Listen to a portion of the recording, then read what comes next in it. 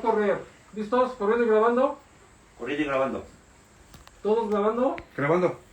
Ok, va a correr. 3, 2, cue.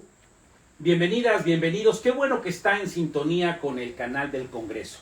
Aquí en Personalidades estamos visitando en sus oficinas, en sus lugares de trabajo, en sus distintas fábricas, en sus negocios, a personajes que vale la pena conocer. Yo lo invito a que no se separe de su aparato televisor, porque en los próximos 59 minutos vamos a platicar con un personaje, yo lo calificaría de polémico. Un personaje que no le tiene miedo ni al poderoso, ni al político, y un personaje que se autodenomina empresario, emprendedor.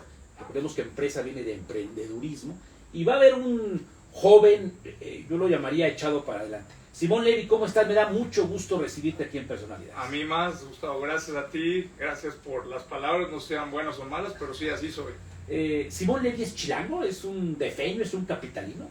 Chilango, defeño, capitalino, nací en Observatorio, en el hospital inglés del ABC, un día que tembló un 15 de marzo, y sí, soy chilango. ¿Qué edad tienes? 42. 42 años. Y ya tienes una carrera, yo la llamaría amplia, robusta. Has hecho muchas cosas en tu corta edad. El apellido Levy no es un Pérez, no es un González, no es un Ramírez. ¿De dónde viene? Pues es judío, orígenes judíos. Mi padre, mis abuelos son de origen iraní, de Teherán. Mis abuelos huyen cuando el Shah de Irán prácticamente es depuesto por la revolución islámica, por Khomeini, y prácticamente mi familia viene de orígenes antes de Irán, de Italia. Emigran a Italia y en la fundación del Estado de Israel emigran como muchísimos judíos a Palestina en 1947. 2 añitos después nace mi papá, ya cuando se fundó el Estado de Israel, y unos años después, 16 años después de que el hermano más grande de mi padre fallece lastimosamente en la Guerra de los 6 días, mi papá dice: yo no soporto las guerras, yo no quiero entrar al ejército, y sale corriendo de Israel, y gracias a eso se va a Brasil, se va a vivir a Uruguay, se va a vivir a América Latina, y un día le dice a sus amigos que eran mochileros, les dice: pues nos vamos un fin de semana a Acapulco. Mi papá no tenía ni en qué caerse muerto, y dice: y después pues nos vamos a vivir a Nueva York para que ganemos dinero, pero vamos un fin de semana a Acapulco. Y entonces llega a la Ciudad de México y se hospeda en una azotea de Avenida Ejército Nacional, en un edificio que ya lo tiraron. Había un restaurante muy famoso que se llamaba Mi Viejo, te acordarás ahí, ¿no? Perfectamente. Y entonces se hospeda ahí en una azotea y le dicen: oye, hoy va a haber una fiesta muy padre y van a ir chavas muy guapas, ¿por qué no vas? Y entonces va a esa fiesta en un Linis de la colonia Polanco, en donde se juntaban prácticamente, y ahí estaba una modelo guapísima que es mi mamá. Y gracias a esa historia nací yo en la Ciudad de México varios años después. ¿Por qué hablas en pasado? ¿Tu padre vive? Sí, claro. Bueno, porque en ese momento Claro. casaron. Sí. ¿A qué se dedica tu señor padre? Mi papá ya es escritor, mi papá construyó, mi papá fue de los primeros que desarrollaron, bueno, primero tuvo su fábrica de ropa, que era el 11º mandamiento de la comunidad judía. Y entonces... Sí, son textileros. Textileros, Antonomasia. exacto. Entonces llegó, te digo que no tenía ni en qué caerse muerto, mis abuelos no querían que mi mamá se casara con mi papá, porque mi papá no tenía dinero. Mi papá viene de una de las familias más pobres de Israel, y le hizo la barba a mi abuelo y le dijo: por favor, yo me quiero casar con tu hija, y no sé qué, Bueno, total, se casaron, pero no le dieron nada. Mi abuelo súper vivo, y entonces le dijo a mi papá: bueno, yo voy a empezar. Entonces logró poner una fábrica de ropa, aprendió el negocio de la ropa, y me acuerdo perfectamente bien de su fábrica en la calle de Regina. Yo tenía 3 años, no 4 años, y me llevaba mucho, era textilero, y después vino el terremoto del 85, se cayó todo, perdimos prácticamente todo, absolutamente, y después se metió, igual otro mandamiento de la comunidad judía, se metió a desarrollar, a construir, participó en el desarrollo de Interlomas, y bueno, luego prácticamente pues ya nos vio a nosotros crecer, estuvo en Estados Unidos unos años, y hoy es escritor literal. La formación judía es una formación, permíteme el término, que es el antecedente del cristianismo. Ustedes leen y practican el Antiguo Testamento y es, a diferencia de otras religiones, es una religión echada para adelante porque en otras todo es pecado. ¿Qué opinas de esta diferencia? Mira, mi papá es un loco institucionalizado y me pasó un poquito su locura. Yo tenía un tema porque del lado de mi mamá es una familia profundamente religiosa. Mi abuelo Isaac era profundamente religioso. ¿Ortodoxos? Ortodoxos y profundo. Pero mi papá era exactamente lo contrario. Y entonces los viernes en la noche, que es cuando se hace el Shabbat, siempre me decía, yo no te voy a educar a ser judío, yo te voy a educar a ser humano. A mí no me importa que te pongas, se le llama la kipá, la gorra que nos ponemos. Me dice, para mí es más importante que tú tengas conciencia, que tú, más allá de una religión, seas buena persona y tengas la apertura hacia el conocimiento y no hacia la ideología. Entonces fue un choque muy fuerte entre la familia de parte de mi madre y la parte de mi papá, porque yo asistí a un colegio ultra ortodoxo judío, pero en mi casa mi papá me educaba exactamente a lo contrario. Entonces fue un choque, una dialéctica profunda, y la verdad es que yo yo sufrí durante muchos años, porque cuando eres chavito vas a una escuela, oye, ¿por qué no te pones gorra? Oye, ¿por qué esto? ¿Por qué el otro? Pero mi papá me fue dando bases muy sólidas que yo no entendía por qué me estaba educando así, y hoy no tengo más que palabras de agradecimiento porque la verdad es que me enseñó a pensar. Que son valores universales y ahí hay comunión en todas las religiones. Y no más no importa si estás en el Islam, si estás en el judaísmo, estás en el cristianismo. Entonces yo no creo en el pecado. Yo creo en las conductas antisociales, y sobre todo creo en que es mucho más antihumano que un tema religioso. Me enseñaron a ser humano, no a ser religioso. ¿Eres kosher? Sí, de pensamiento, no de comida. Eres dragón profesional. Dragón profesional, pesquetariano, casi vegano, sin azúcares, sin harinas, todo un rollo, pero eso fue por chino, no por la religión. Dime algo, ¿por qué? ¿A qué colegios vas? Estudié en el Instituto Alberto Einstein, la primaria, la parte de la secundaria,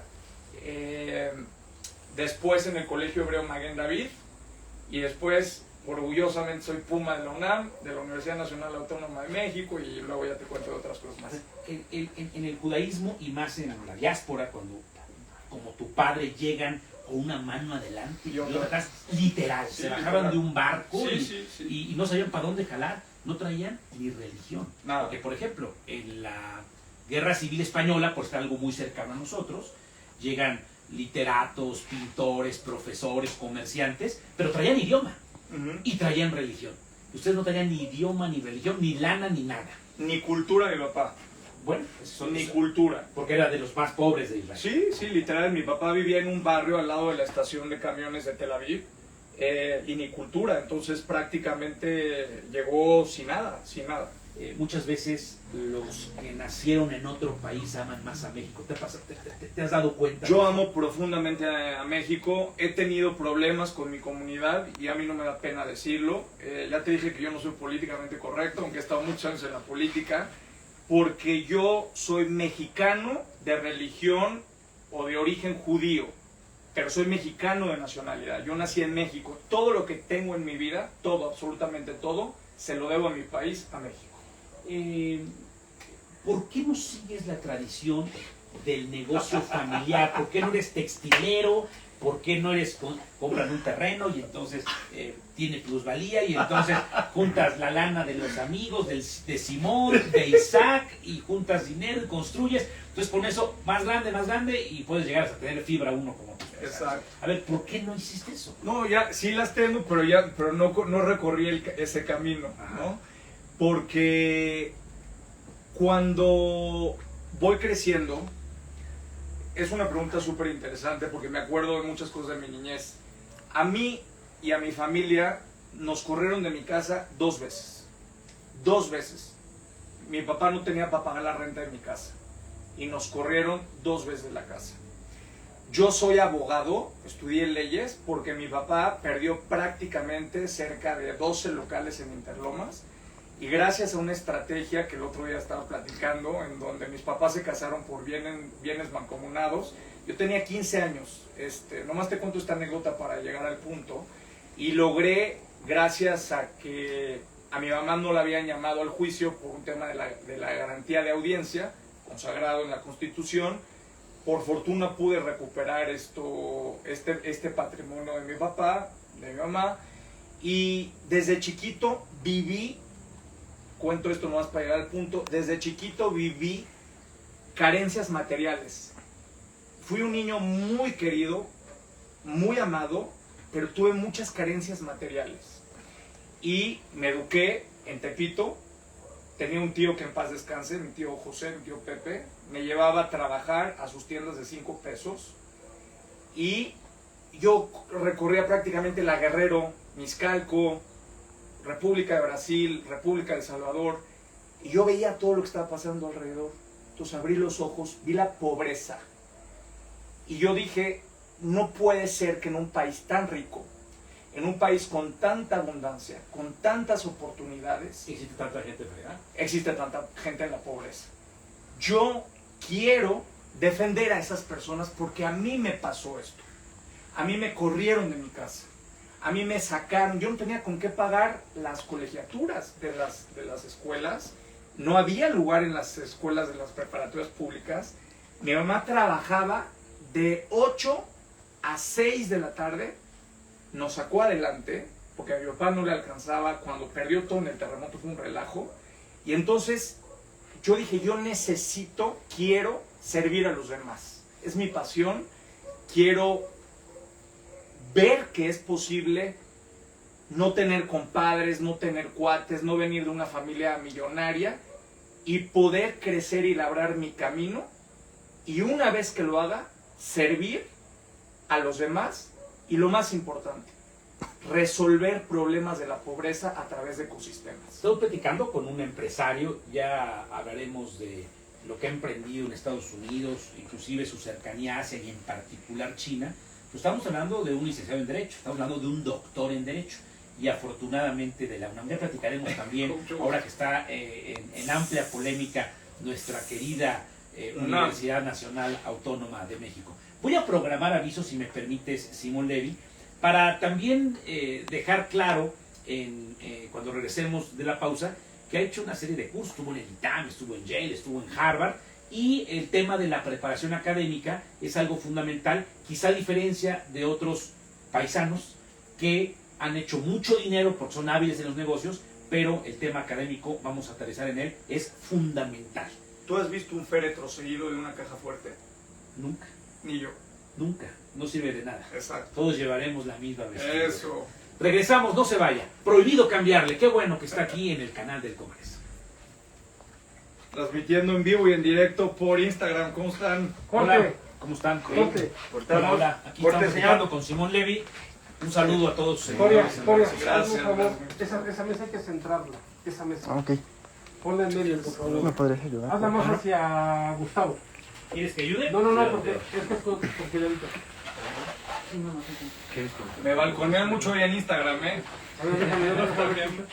Mucho mejor, ya mejoró. ¿Ya? Ahí está. Ahorita platicamos. Sí, encantado. El águila, muévela te puedes un tantito poquito nomás. hacia la izquierda, Ahí hacia está. Simón. Vientos. El águila, recórrela tantito, ándale.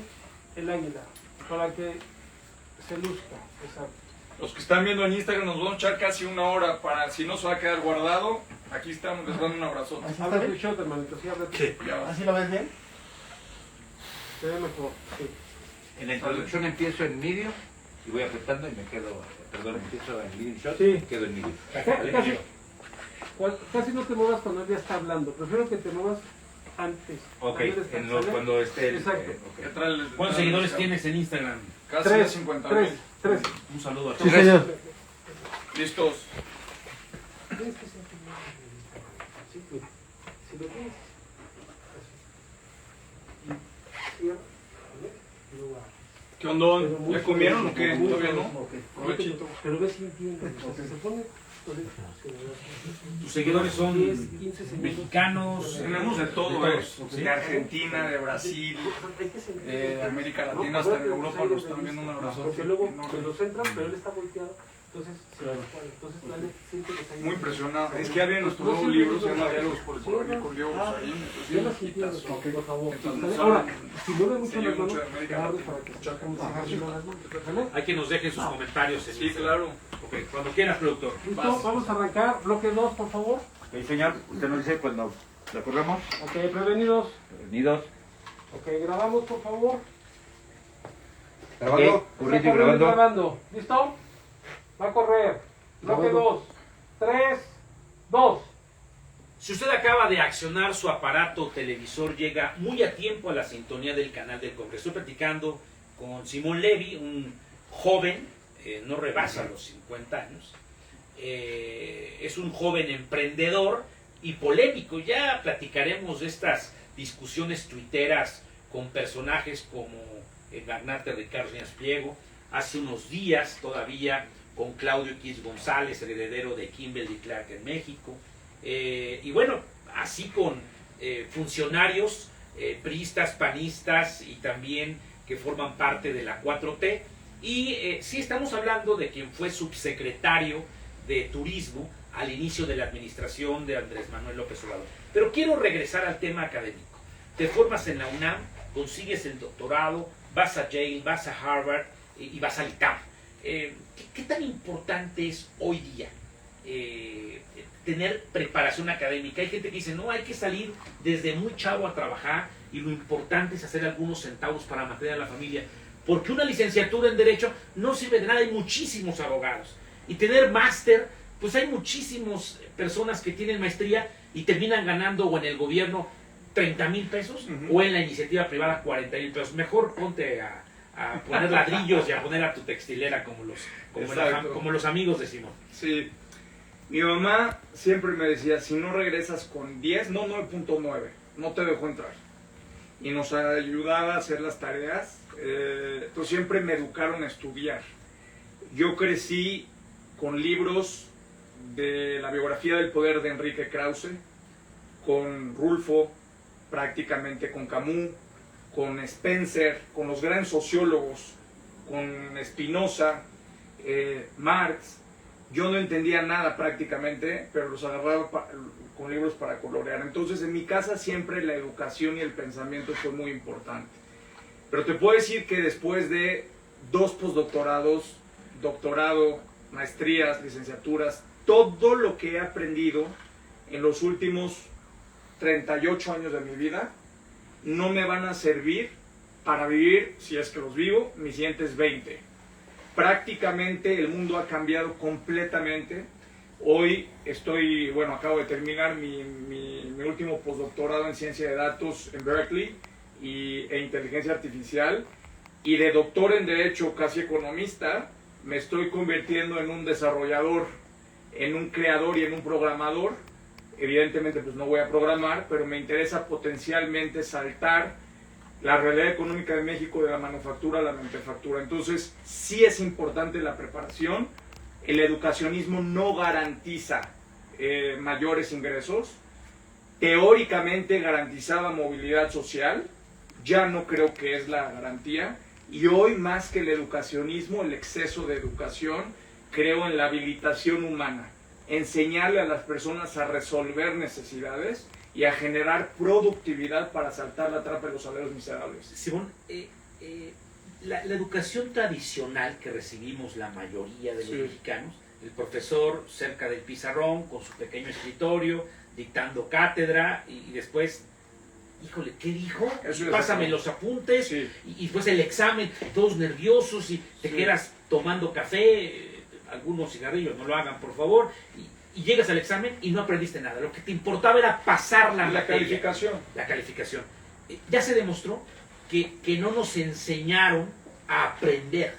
Y hoy se trata tampoco de subrayar un libro para llegar al examen y quedar bien con el profesor, o un trabajo que no te sirvió de nada. Esta forma didáctica está reprobada. Hoy, ¿cuál es la manera en que debemos de enseñar y debemos de aprender? Yo creo en unos procesos de epistemología. Mira, la educación efectivamente nos volvió repetidores, no nos convirtió en creadores y nos convirtió en pensadores. Y siempre teníamos que repetir los datos que nos estaban, memorizar, repetir, ¿no? Yo creo que el gran problema de la educación es que en lugar de darle crítica a la realidad, le dio estética a la realidad. Y entonces prácticamente todo se convirtió en un proceso de la calificación, del título pegado en la pared, y no del compadrazgo, del amiguismo, del capitalismo de cuates, en lugar de la persona que verdaderamente tiene la posibilidad de resolver mejor, con más habilidades que otro, no importa el origen. Entonces el futuro tiene que ver con esta capacidad de desplegar todos los elementos. Mi palabra favorita, y que es mi vida, es la resiliencia, que es adaptarte al entorno, a los cambios, y sobre todo tener la oportunidad de transformarte a ti mismo. Para mí esa es la respuesta. Bueno, voy a dar un salto en A lo tu que tú vida quieras. y iremos en desorden cronológico, pero se te recuerda a ti muchísimo como promotor de negocios de la jefatura de gobierno de la Ciudad de México. Hay que recordar, los ubico en el tiempo, sale Marcelo Ebrard Casaubon, ahí su secretario de Finanzas fue primero Mario Delgado, ahora presidente de Morena, después fue secretario de Educación. Todo indicaba que iba a ser el candidato a la jefatura de gobierno, y el fiscal o el procurador de aquel entonces era Miguel Ángel Mancera. Finalmente él es el candidato, gana, y tú estuviste pegado en la transición de gobierno. ¿Te acuerdas? Sí. Claro, perfectamente. Te hice varias entrevistas en el noticiero, y al doctor Mancera pues, toma el poder, y Santiago Levy, una persona de la comunidad judía, va a hacer negocios y una manera moderna. Platícame, ¿cómo te invita? ¿Cómo lo conoces? ¿Qué tal la transición? Y después extiéndete, por favor, en el tema de qué se logró, porque si eres promotor de negocios y no hubo inversión, o sea, no le apostaron a crear riqueza en la Ciudad de México, no sirve de nada. No más que fue Simón, Santiago no, porque Santiago es el del IMSS. ¿Te dije Santiago?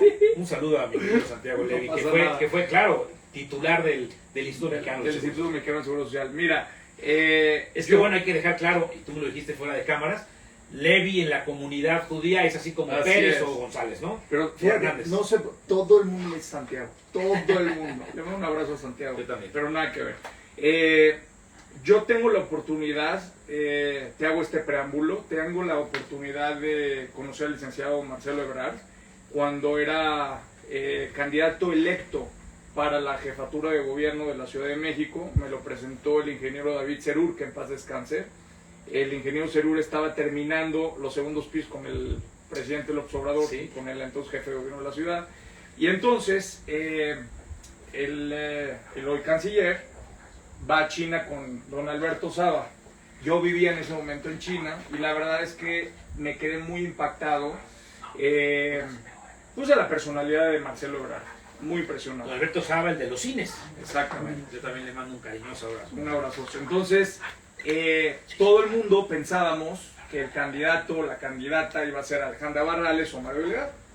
Pero en una avenida México, cuando yo vivía en China, en un restaurante, ¿se pueden decir los nombres? Por favor, adelante. En un restaurante de mi querida Marta, Dulce Patria, me encontré con el entonces procurador, Miguel Ángel Mancera, y él iba acompañado. y estaba yo comiendo con mis papás, acabamos de presentar mi último libro de China, y les dije a mis papás, ven a ese señor, te estoy hablando del año 2007, era su procurador. Y entonces le dije, ven a ese señor, y me dice, sí, le dije, ese señor va a ser jefe de gobierno de la Ciudad de México.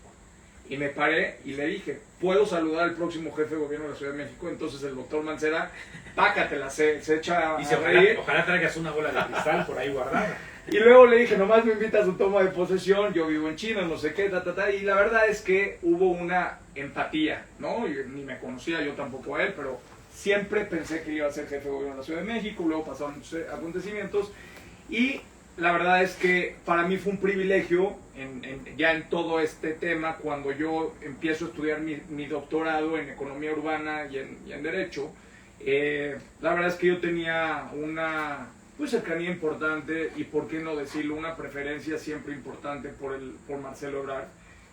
Me dio muchas oportunidades profesionales, me tocó colocar una réplica del Ángel de la Independencia en la muralla china, trabajé mucho tiempo con su secretario de Turismo, también con su secretaria de Turismo, que era Alejandra Barrales, y pues ahí tuve la oportunidad de empezar como a meterme, pero siempre el sector privado. Bueno, entonces se empieza mucho a correr la voz, el rumor de que pues iba yo a poder formar parte del gobierno de la Ciudad de México, y me invita el doctor Mancera a su campaña, formalmente, y me dice, oye, me interesa mucho el tema de las asociaciones público-privadas, platica con José Ramón Amieva, que fue su coordinador. Le mando un abrazo muy, muy fuerte a José Ramón Amieva. Y entonces me dicen, hay una empresa paraestatal que se hizo todo el tema de la línea 12, que está pues, con muchos problemas. ¿Por qué no te clavas y le echas un ojito en la transición?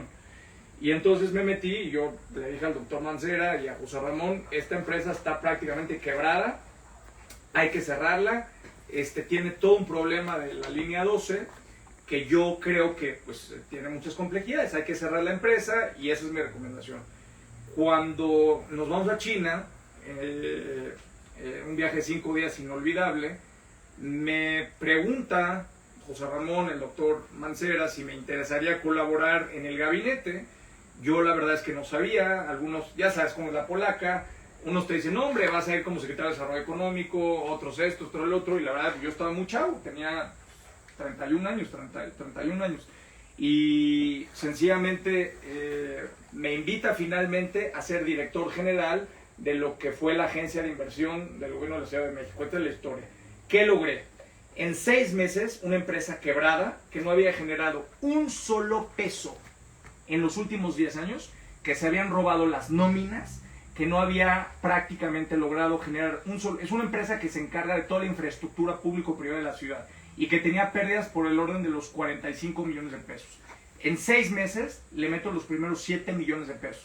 Cuando le digo al doctor Mancera, doctor, ahí está los primeros 7 millones de pesos, luego empieza ya el pataleo en el gabinete, me empiezan a aventar periodicazos, que si la renta, que si esto, que si el otro, y 2 años después logro captar la mayor cantidad de inversiones público-privadas en toda la historia del gobierno de la Ciudad de México. Porque todas las inversiones son inversiones públicas.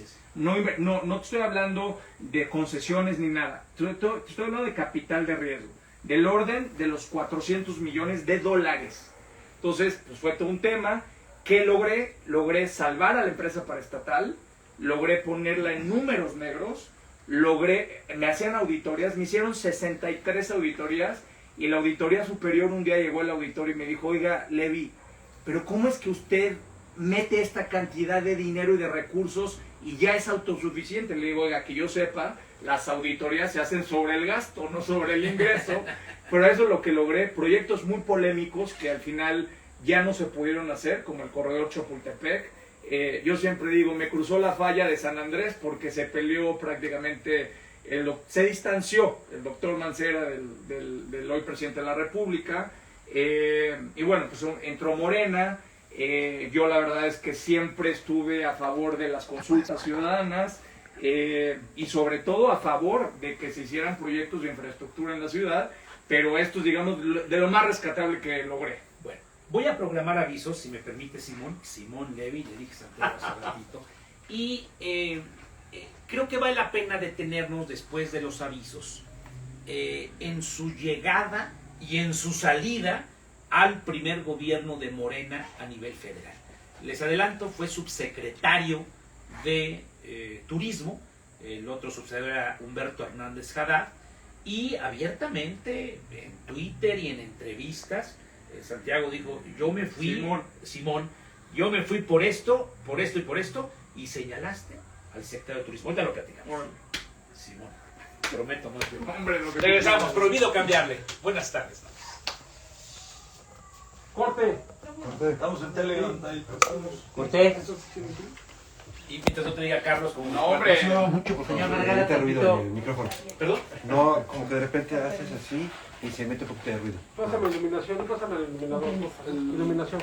Iluminación está Saludo en también David. a mi... sigue la gente. Sí, ahí están, estás grabando. Ayer estuve con Carlos Levy, que Es que Un ponte tipazo. el chavo de iluminador, esto explicarle. Ah, tabla. Ahí ya están en Es Instagram. que en Gustavo, un abrazo. la lámpara le está dando mucho. Y como se hizo para atrás. No sabes cómo No sé. Se le ve oscuro. Bueno, Pues hay que fue un modificar político muy importante en México. No, yo sé. Mira, Sácala. Ve cómo se ve. Sácala. Es esta, mira. No, muy Interesante, inteligente. inteligente. Y bueno, en un paso, en un momento histórico de la sociedad. Sí. A ver, tú me dime. Tú dime. Sí. Más para atrás y otro más para atrás. Que le den nada más en la Sabiendo boca. de tu comunidad, y estuve con dos grandes amigos Mueve la mueve. de comunidad y hecho. Pero admirador yo tuyo, cabrón. Muchas gracias, te agradezco. ¿Van a corregir de su parte, señor? Segundito. ¿Cómo están aquí mis...? Bájala si quieres tantito. Yo siempre les digo, yo no tengo seguidores, tengo pensadores. Bueno, pues tú escoges a quién sigues, ¿no? Y la gente también me escoge a mí. Claro, ¿no? claro. Y siempre es eso de que ¿Está tenemos mejor, que estar señor? de acuerdo en todo un hombre. Un poquito más. Mientras sea con Y respeto, sácala puedes más, dividir totalmente. aviéntala más para atrás. Ya mucho mejor. Instagram se ha convertido, a diferencia de... Sí, ya lo de menos no le da más. Un Ahí. modelo interesante. Que es, Ahí es está. Más, increíble. el mismo modelo, pero es Sí, distinto, sí. ¿no? Ya mucho mejor. Mucho Ahí se ve mejor. muy bien, Gracias. Ahí se ve muy bien. ¿Listos? Sí. Vamos, Vámonos. vámonos. Ahí está. Listo, mucho mejor. Bonito, Todos ya. pasamos. Corrige uno, corrige tu toma, corrige Sí, señor. tres también. Bonito.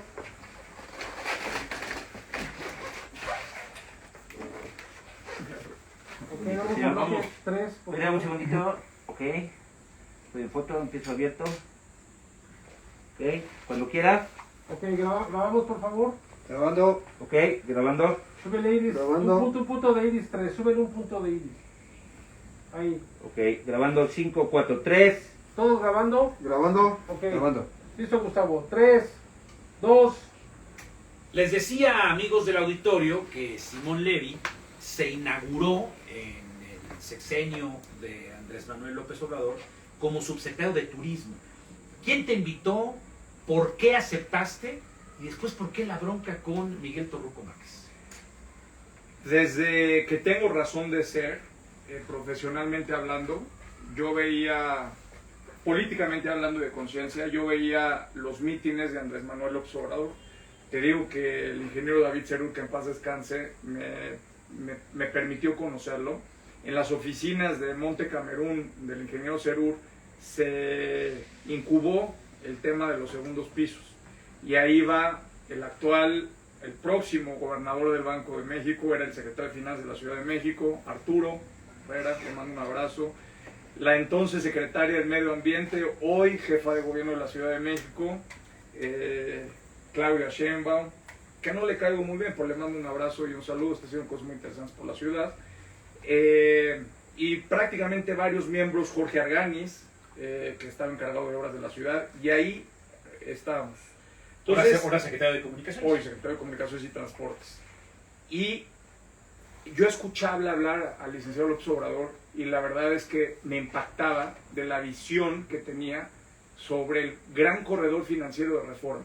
Me impresionaba, fue impactante. Yo le dije a David, que en paz descanse, le digo, David, ojalá algún día Andrés Manuel sea presidente de México. Y mi sueño es trabajar con él. Yo vivía en Chile. La vida me lo regaló, me dio el cumplido. Cuando estoy trabajando en el gobierno de la Ciudad de México, Ricardo Monreal, el doctor Monreal, le mando un saludo muy afectuoso también,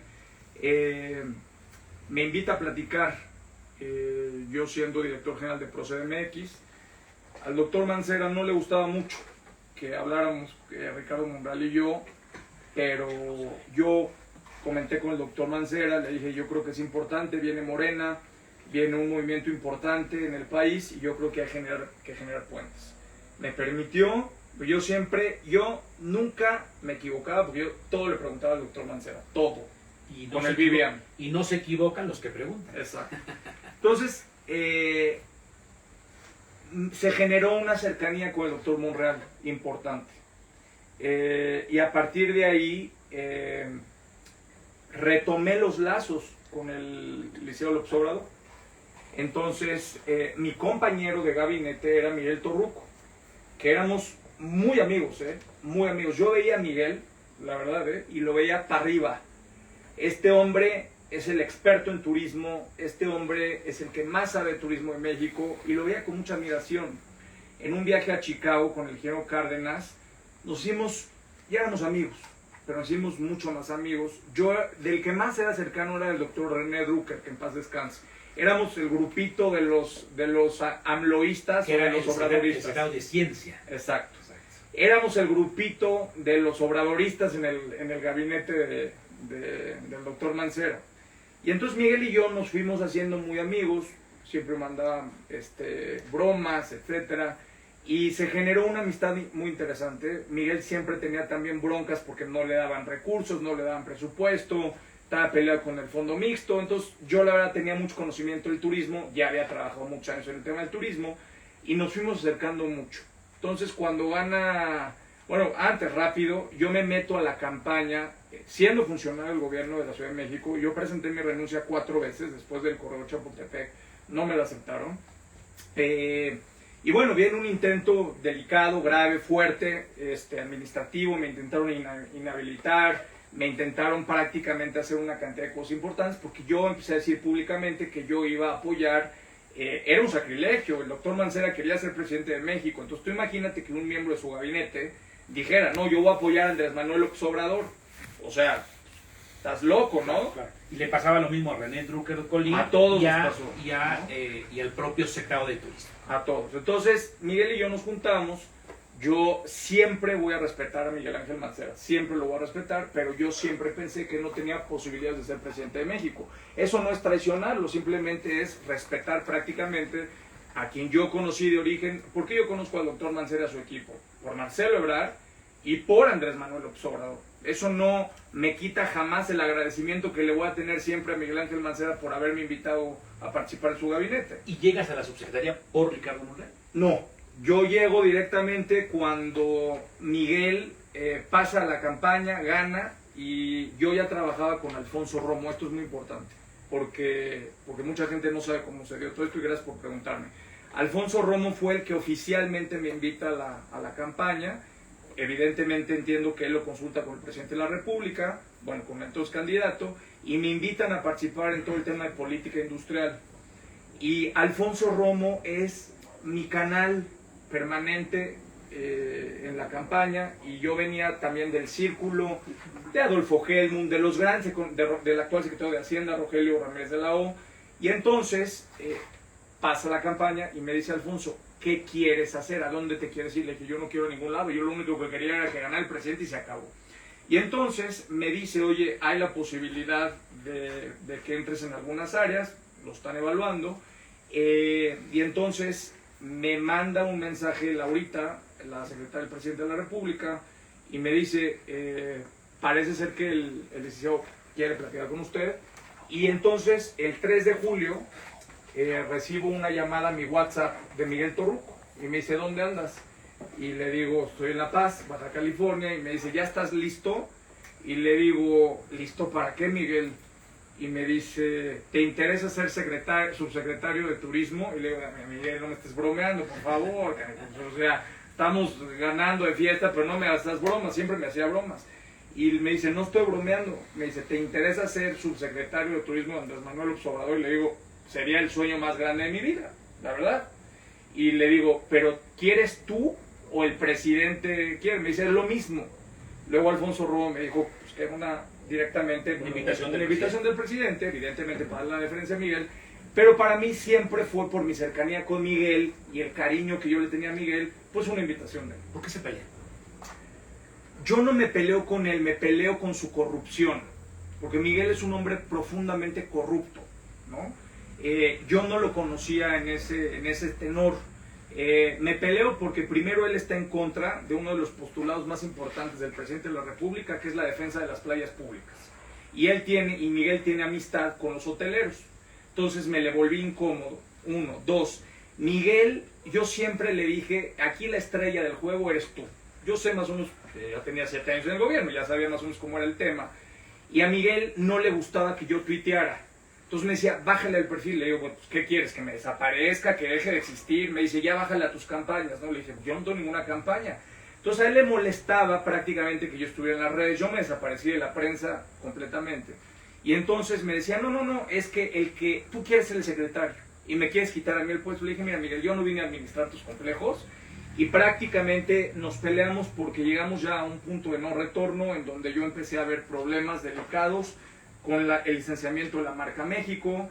Empecé a ver cómo le mentía al presidente de México porque le dijo que íbamos a tener oficinas en Chetumal. Me manda a mí a Chetumal a una oficina hechiza y yo dije, yo no voy a ser parte de esta farsa de mentirle olvídate al presidente, mentirle al pueblo de México de que vean oficinas de la Secretaría de Turismo y al día de hoy, 3 años después, no hay oficinas. O sea, yo no me equivoqué. Entonces, yo dije, estar con Andrés Manuel López Obrador no necesitas tener un puesto público. Y yo preferí mi integridad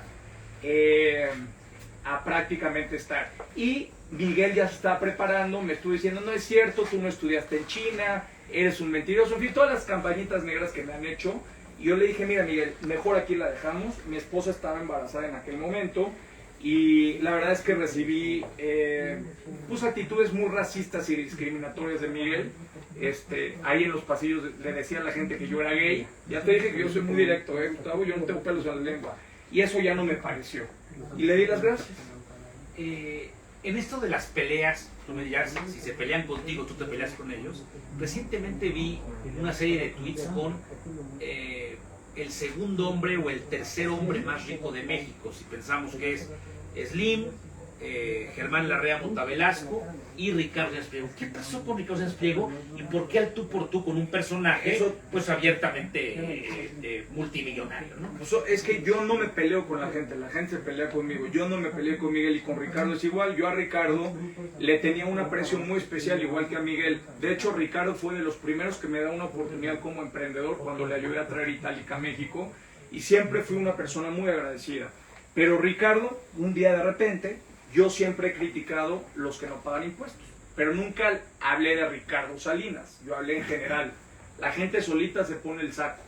Y entonces me armó una campaña en Azteca, que le agradezco porque me hizo más famoso, y empezó a decir que Simón Levy era el nuevo peligro para México, porque yo, como empresario, ya habiendo renunciado, dije que en México la oligarquía tiene que pagar impuestos. O sea, no puede ser que los pobres y las clases medias, el apoyo a ellos vía presupuestal se le llame populismo, pero a los jerarcas de la oligarquía que no pagan impuestos, sin mencionar el nombre de Ricardo Salinas, pues no paguen, y sea fomento económico. Entonces me arma una campaña en Azteca y me dice que yo estoy a favor de Venezuela, que quiero venezuelizar México, como si yo me fuera a lanzar a un cargo de elección popular y me empieza a tirar. Entonces yo no me dejo y le pongo un tuit y le digo, cuando quieras aquí estoy. Y entonces se burla de mí y me dice, a ver, demuéstrame que pagas impuestos. Le digo, mira, yo pago impuestos aquí, en California, en Estados Unidos, y aquí están mis declaraciones. Yo te enseño las mías, pero tú me enseñas tus declaraciones obrero-patronales, y si no te desdices. Y ahí pues ya nos echamos el tirito y ya no le paramos. Yo le dije, bájale a tu tema, yo creo que no tienes por qué exhibirte de esa manera, pero yo creo que hoy en México no hay nada más peligroso que un millonario aburrido que quiere comprar la presidencia de México.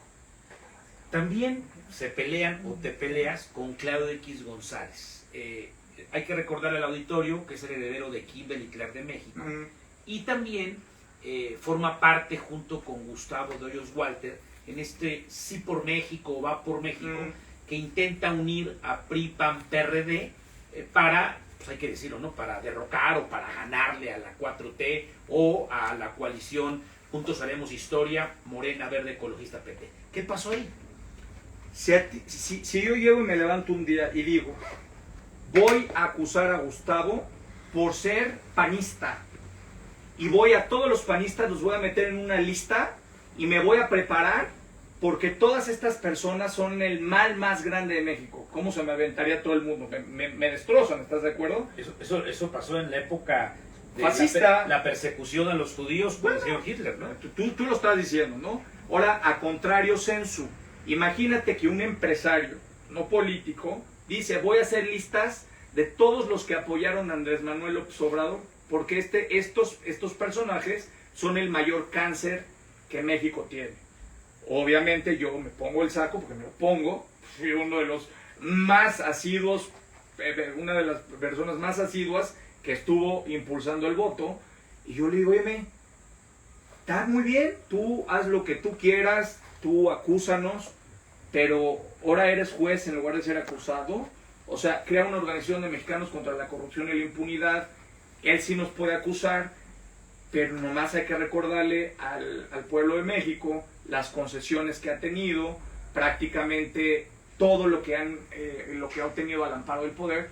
Y a mí yo no entiendo esta disonancia entre ser empresario y ser jefe de 3 partidos. Entonces, por eso es.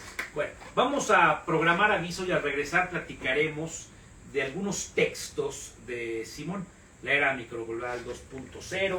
Aquí tenemos también novela. Exactamente, sí. Es una novela, obviamente habla de China, platicaremos del paso de China y platicaremos también de sus textos. Hay textos interesantes que ha publicado en el periódico El Financiero, El Godín Millonario, etc.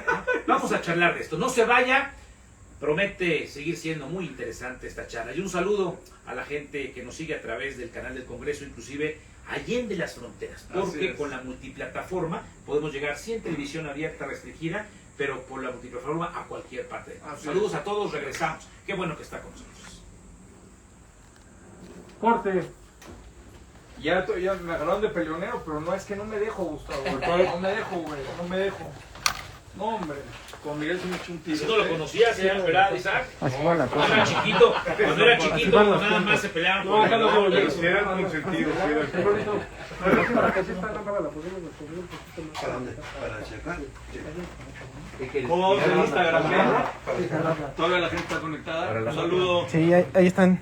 Órale. Un saludo a todos, ¿cómo están? Hay gente que sí está viendo aquí la... Ah, muy bien, está bien. Me dice que era grabado. Sí. Espérate, está muy cerrado. Tenemos 15 minutos, productor. Quizá acabamos. ¿Cómo lo ve? Menos. ¿Cuánto? Yo creo que como 8. Órale. Yes. Tú vas a hacer perfecto. Muy completo. Pero ha sido interesante. ¿Listos? 42 minutos, no más o menos. Pero los tiros son muy divertidos. Porque yo no me peleo. Si voy a perder, no me meto. Si voy a perder, no me meto. Pero me meto y les doy ¿De 14? en la torre. No, y el de Lourdes Mendoza hubieras visto. Ahorita platicamos. 14 minutos, amigo. 14 minutos. Vas. 14 minutos. ¿Esa toma es buena o no? Sí, señor. Ahí puedes entrar y haces un... Sí, señor. ¿Sale? ¿Listos? A ver, abre todo, 3, abre todo. Pero panea a tu derecho. No, que no das a Gustavo. Sí, apriétalo ahí. Ándale. Exacto. De vez en cuando dame esa. 3. Dicen que no te dejes, Simón. ¿Sale? Que no se ve. Raza, un abrazo. quiera, raza. señor. Entran las sillas en Zoom 1 y 3. ¿Sale? Sí, señor. Prevenidos. Grabamos, por favor. Estamos grabando. ¿Grabando? Ok, grabando. Vamos en 3, 2. Bueno, algunos lo califican de peleonero, pero él dice que no, que únicamente No me dejo. no se deja. Y fue el señor Lozoya, es un tema muy polémico, va a desayunar a un restaurante, por cierto, de A comida cenar. china, A cenar.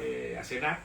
No está mal ahí el pato pequines, pero tú aseguras que las fotografías que tuiteó una colega periodista, Lourdes Mendoza, no la sacó y dice tú, oye, a ver, está bien el asunto, pero a ti te filtraron las fotografías. ¿De quién son las fotografías? Ven. Aunque estemos en vivo, ven. Estoy con Teodoro Rentería, me voy a tener con Gustavo Rentería y te la regresé, adrede. Paz, le pones ahí y te tomas una selfie. Ajá. ¿No? Es lo mismo que si estás con alguien, lo mismo te cuesta apretar el botón que voltearte y tomar una selfie. 1, 2. ¿Tú habías visto que tomas una foto a las 7:47 de una foto que se tomó a las 7:56? No es normal. No es normal. Porque viene en el carrete la... Claro, y la publica ella. Sí. Yo digo, oye, algo raro está aquí. Tú estás defendiendo a los hoyos. No, hombre, para nada, al contrario, ese raterazo y ese corrupto. Estás hablando de la autoría de las fotos. Totalmente. A ver, lo más importante es que ese raterazo, corruptazo, está en un restaurante en el Juna. Pero sí llama poderosamente la atención que una periodista, con todo respeto, es un decir, de repente dice, me bajo del auto y le di las llaves al ballet, o sea, telenovela, teleguía, me bajo y le doy las llaves al ballet y entro temblando a que me vean y le voy a tomar las fotos a Lozoya. Dime, mira, muy bien, qué raro que le tomas tú las fotos a una hora, qué raro que las fotos están tan borrosas, pero sobre todo algo muy importante, yo estoy aquí con Gustavo y de repente me estás haciendo la entrevista ahorita y media hora después en las redes sociales te pregunto, oye, ¿eras tú, verdad, Gustavo, el que me estaba entrevistando? Y le dice a Gustavo de Hoyos, esta mujer, oye, si eras tú, ¿verdad? No eras tú, ¿verdad? El que estaba en la foto. Oye, pues tú estás ahí físicamente, lo estás viendo a menos de 30 centímetros.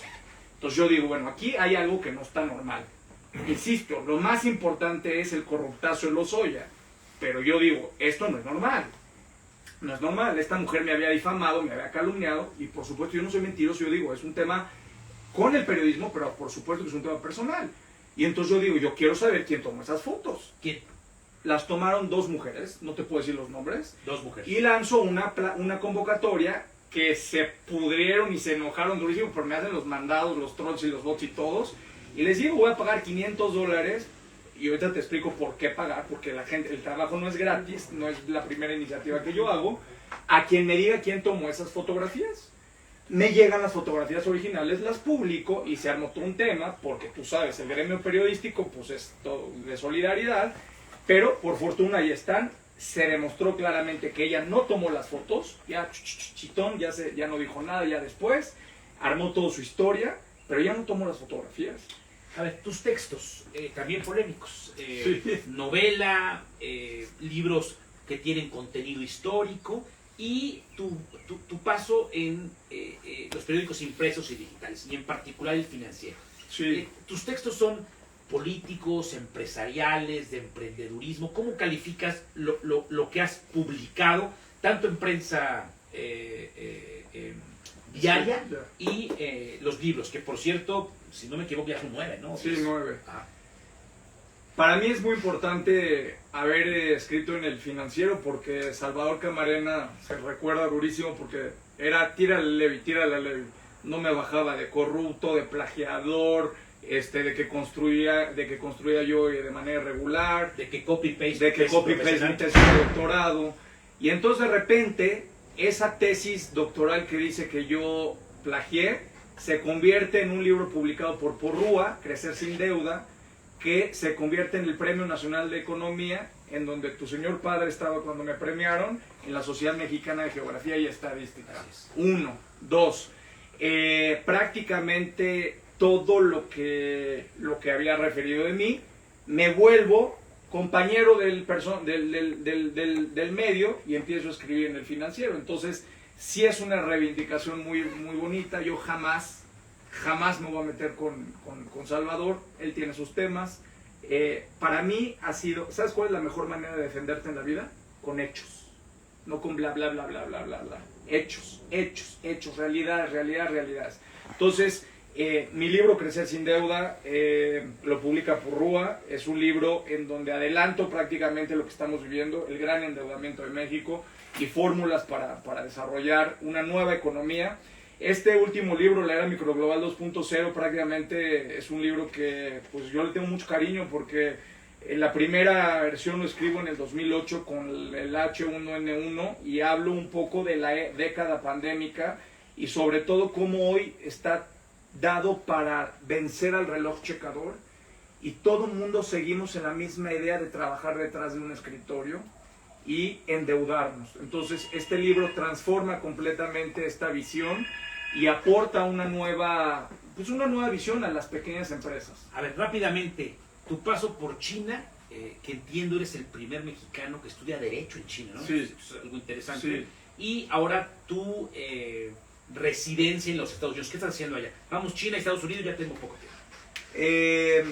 Sí, efectivamente estoy en una especialidad en Derecho Chino, tengo un fondo de inversión en China, prácticamente le he dedicado toda mi vida profesional a China, hoy desarrollo ciudades inteligentes allá, prácticamente me he dedicado y me dediqué a exportar más de 65 productos en China y no puedo concebir mi vida sin lo que ha significado ganar dinero en China y desarrollar prácticamente negocios adentro de China, no importa. Hoy soy vicepresidente de la Red Mundial de Smart Cities, de las ciudades inteligentes en Estados Unidos, desde donde estoy trabajando y hoy, bueno, estoy aquí en la Ciudad de México para esta entrevista. ¿Y es verdad que viajaste nada más para tener esta entrevista? Es verdad. Te agradezco mucho. Ahora bien, ¿cómo está esto de que esta serie del Calamar, que ha roto récord impresionante de audiencia, Netflix está feliz, ¿no?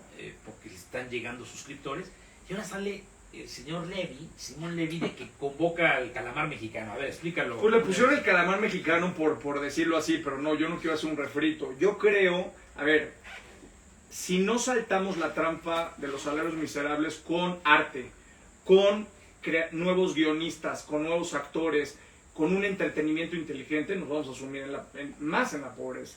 Yo estoy convencido en los actores emergentes, estoy convencido en los guionistas, en los escritores, y creo que es momento de que si una serie tuvo ese éxito con ficción, nomás tenemos que documentar la realidad de México y hacer algo mucho más positivo. Más dura. Y es más dura. ¿Cómo está esto de que en plena pandemia andabas regalando viajes de estos autos? Me tienes bien checado. Bueno, pues soy periodista. Ya sé. Yo no regalo, tengo responsabilidad. Sencillamente creo que en la pandemia, en donde normalmente si yo viajaba o tenía la oportunidad de ir a X lugar, ahorré ese dinero y creo en los impuestos sociales. No eres tú o yo, Gustavo, eres tú y yo. Y creo en la responsabilidad, no en la esperanza. Creo en que si hoy contribuyo a mitigar que alguien tenga un empleo, que alguien tenga la posibilidad de alcanzar no una dádiva, sino un salario digno, y en lugar de estampar playeras, alguien está generando o estudiando software para aprender a ser impresor en 3D, mis impuestos del mañana, en lugar de más patrullas y más inseguridad, van a ser canalizados al desarrollo de México. Las cocineras, las 32 cocineras. Pues sí, yo creo que un gran lastre ha sido las señoras que han enviudado, que han perdido a los jefes, a los pilares de la familia, y esas señoras que son la fuerza de la casa, se les olvidó cómo ser productivas. Y hay muchas señoras que venden comida corrida.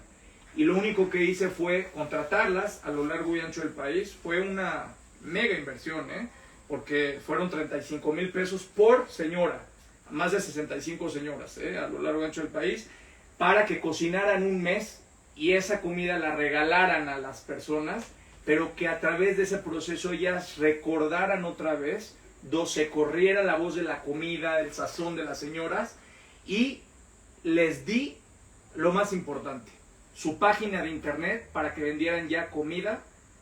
Porque puedes pedir tú una pizza nomás por Uber y una señora que hace comida corrida no puede vender también por internet. Piso parejo. A ver, ya nos tenemos que ir, pero no me perdonaría la gente que nos sigue a través del canal del Congreso hablar de este odio, le sale urticaria el simple hecho de ver a López Obrador en la mañana. Lo odian. Sí. Ya bien lo decías como ejemplo en una anterior respuesta. Esto ya se lo llevó la fregada y somos la Venezuela del Norte. Estamos en el quicio del precipicio. Y el mismo presidente dice, hay un sector importante de la clase media mexicana que se ha hecho poco solidaria. Entonces tú eres un perfil muy raro. Es decir, profesas una religión donde no se quiere al presidente. Es correcto. Eres empresario, pero te preparaste en una universidad pública que ahora está en boga porque ha dicho el presidente que se derechizó, que algunos rectores no cumplieron, que cuando estaba el saqueo nacional nadie denunció desde los cubículos hasta la rectoría. Sí. Entonces es un perfil raro, pero Raro. en término. Entonces, ¿qué opinas de las clases medias? ¿Qué opinas de esta relación con el presidente? Porque algunos siguen diciendo, es que nos va a llevar la fregada y además en las elecciones va a seguir ganando en las del 22, 23, 24 y ¿qué hay que hacer? Y hay mucha gente que dice, ahora sí ya me voy a vivir a Miami o me voy a que nadie se ha ido, pero... No, sí se han ido algún mal. Yo creo que los seres humanos nos diferenciamos de lo que hacemos más que de lo que decimos. Yo jamás me voy a arrepentir, insisto, aunque ya no esté en su gobierno, de decir que creo en Andrés Manuel López Obrador, más allá de todos los errores que están habiendo en el gobierno y de las cosas, sobre todo el tema de la UNAM, yo creo, hoy más que nunca como empresario, invierto, contribuyo y aporto para que haya generación de empleos hoy en México. Yo no me tengo que esperar hasta el 2024. Yo le diría a estas personas que ¿cuál es el primer paso para reconocer la realidad? No pelearte con ella. La gente sigue peleándose con la realidad pensando que esto es un tema transitorio. Andrés Manuel López Obrador no es causa, es efecto de lo que le ha pasado a la historia de nuestro país. Mientras la gente no comprenda que Andrés Manuel López Obrador es efecto y no causa, van a seguir dando palos de ciego. Es decir, ganó en el 18 por la corrupción del pasado, por los errores del pasado, por el saqueo del pasado. Pero porque hay un cambio muy importante en la juventud, la gente ya no se cree todo lo que sale en la prensa, la gente ya no cree en la política tradicional. Entonces, mucha gente piensa que se va Andrés Manuel y se acabó la pesadilla, entre comillas. Pero vemos muchos que vamos a seguir después de él, que se preparen. ¿Vas a regresar a la política? Algún día sí. ¿De qué forma? O si No sé, voy a ver. Si tuviera aquí la varita mágica, el aparato legislativo, la Ciudad de México, que yo ya no la me he conoces. ido de la política, nomás que no hago política con presupuesto público. Pero si te invitan al gabinete, regresas. No, difícilmente voy a regresar con un jefe. Ya no creo que funcione. ¿El aparato legislativo? No sé, vamos a ver, yo creo que hoy más que nunca se vería muy mal que yo regresara cuando todas estas iniciativas sociales que tengo, pero hay de que Claudio X González se aviente o Ricardo Salinas Pliego, ahí sí me vas a ver de vuelta. Simón, gracias por charlar con Gracias. El canal del Congreso y bueno, pues algún comentario, alguna duda No, o algún nada. jitomatazo, que tienes redes sociales, ¿no? La verdad es que yo estoy muy agradecido porque yo te lo dije al principio que me haya nombrado personalidad. Yo no sé qué he hecho, pero pues me nombran personalidad para esta entrevista. Yo creo que más que personalidad soy un mexicano apasionado, que estoy consciente de la pobreza, de la desigualdad y que yo no soy ni más ni menos que nadie y para mí sí es un privilegio que tú me estés entrevistando.